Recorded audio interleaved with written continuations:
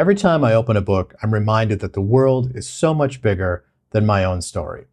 Reading lets me live through lives that I would never touch in any other way, and that's why I keep coming back to it. And that idea has really stuck with me this week as I've been reading, because each of the books I've read has offered a very different window into a very different world and to very different lives.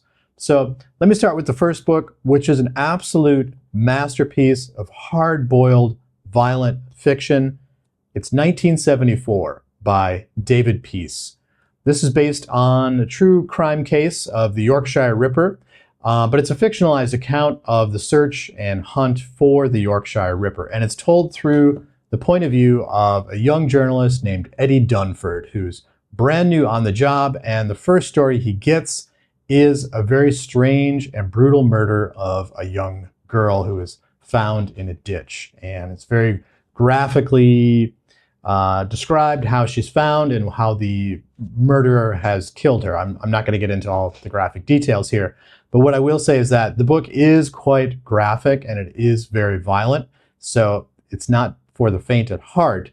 But if you're a fan of hard-boiled fiction, if you're a fan of thrillers, of mysteries, of stories about kind of tracking down serial killers and that kind of thing, definitely would recommend this book. The pacing in the book is unlike most anything I've ever read, and I would put it kind of right at the top of the game for hard-boiled fiction, possibly even better than one of my favorite writers, who's Jordan Harper. And that's, if you've watched any of my other videos, you know how much I love Jordan Harper. It's really saying a lot.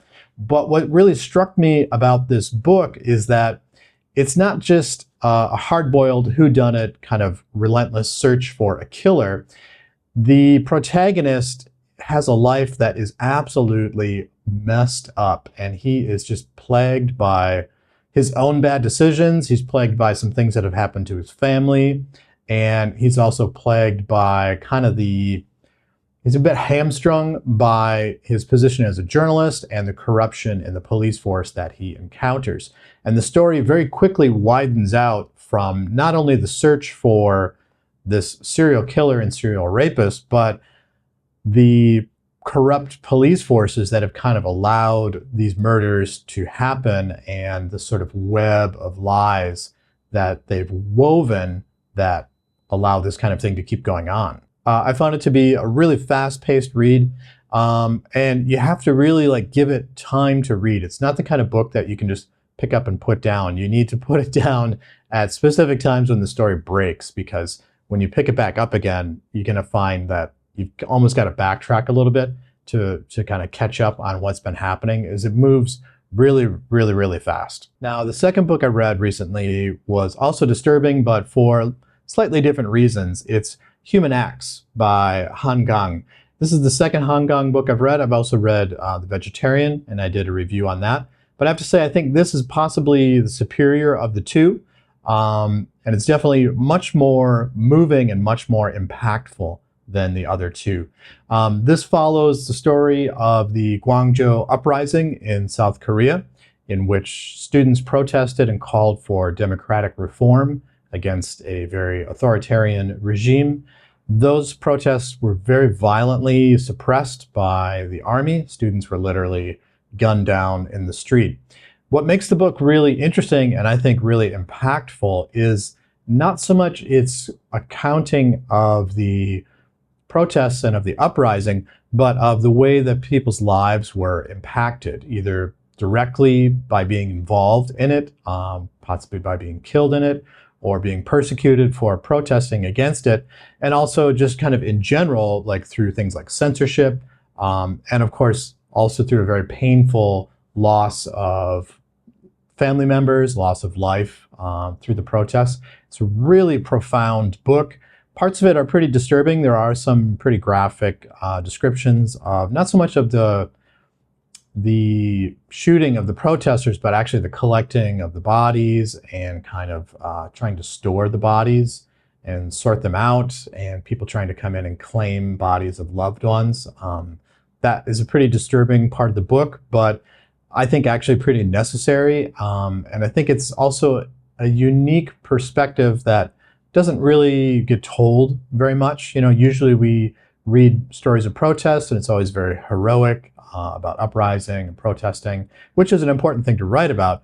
But I really enjoyed that she chose not to sort of glamorize that, and instead it's a very kind of matter of fact telling of the literal aftermath of the protests. I plan to do a longer video to review the whole book because there's a lot to talk about within the book, but it's extremely well written, and I really like Han Kang's writing, and I like that she uses a lot of very interesting literary devices. So, for example, the literary device in this book is actually just retelling the same event from different points of view, and then jumping forward in time, and then using different characters to talk about the aftermath and the impact of those events. I found it to be really, really fascinating and really interesting, and a great window into something that not a lot of people know about. I knew almost nothing about the Guangzhou uprising.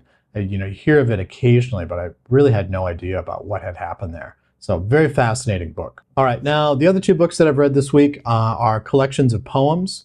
First one has been All of Us, which is the collected poems of Raymond Carver, one of my favorite short story writers.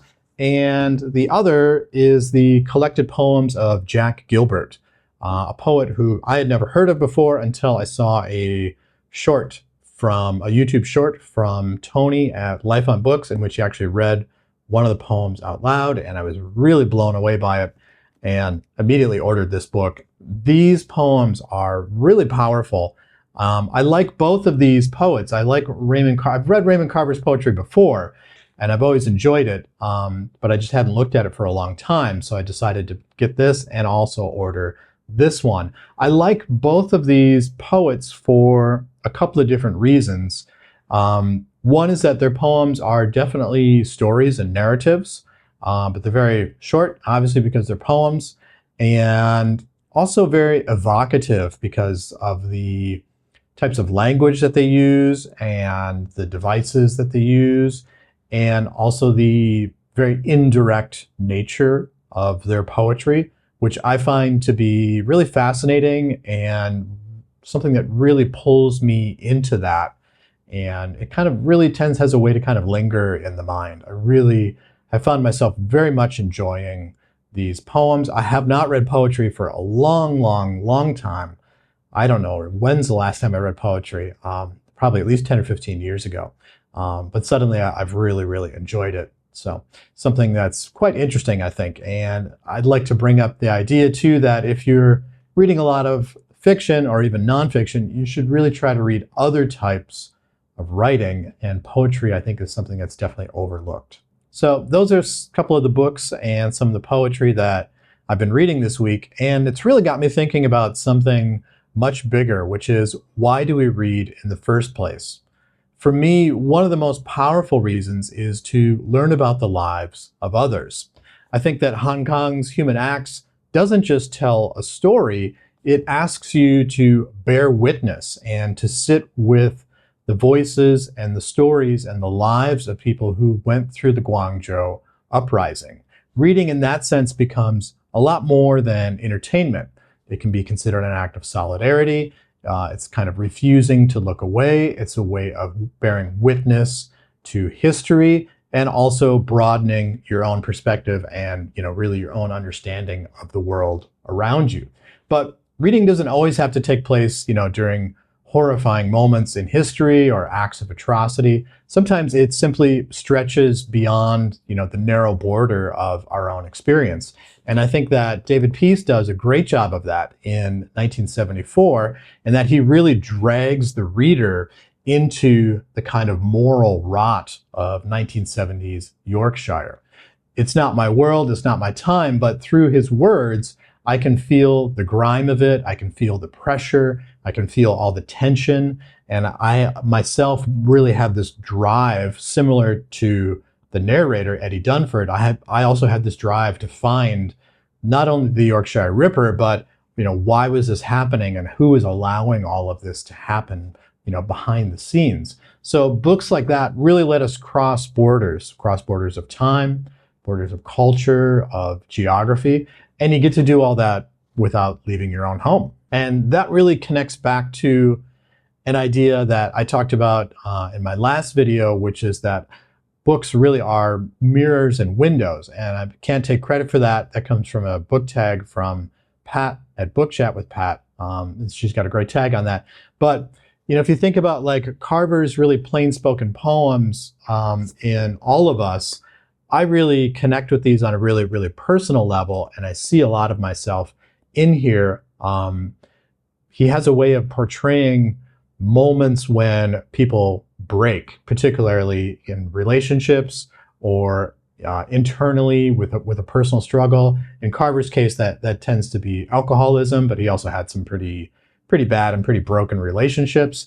And sorry to admit, it's kind of something that I can relate to on a very personal level. And Jack Gilbert's poems also are, again, you can see yourself in those poems. Even though he's telling a very different story, you see yourself in it. And I think poetry is really great at that. Poetry itself can be a great kind of mirror to understanding yourself and to kind of seeing a little bit about yourself that maybe you don't want to see, or maybe you didn't see it, maybe now you see it in a different way. So when I ask myself, why do we read? I think of it this way. Books are one of the only places where we can carry someone else's life for a little while. And in doing that, maybe we learn how to be a little bit better at carrying each other's life in the real world. So let me know, what are some books that you've read recently that have given you a window into someone else's life that you had no idea about, or that touched you in a way that also kind of helped you out a little bit in real life? Leave some of your thoughts in the comments below.